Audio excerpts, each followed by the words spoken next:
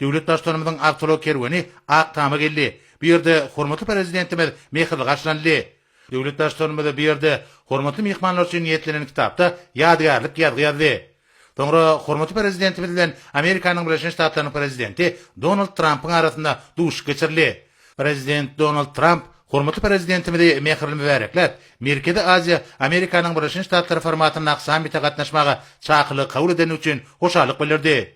Döwlet başçylygymyz duşmak üçin ak tama gelmäge, şeýlekem Merkezi Aziya Amerikanyň Birleşik Ştatlary formatyna sammitde gatnaşmaga çakyryk üçin Amerikanyň Birleşik Ştatlarynyň prezidentine minnetdarlyk bildirip, bu formatyň ýurtlarymyzyň arasynda ugurlaryň giň gerim boýunça hyzmatdaşyp oturandyrmak üçin täze mümkinçilikleri açýanyny beledi. We sammitin Türkmenistan bilen Amerikanyň Birleşik Ştatlarynyň arasyndaky diýip bolan dostluk gatnaşyklary ötürmek ýoluna mümkin tapgyr boljakdygyny anan bildirdi.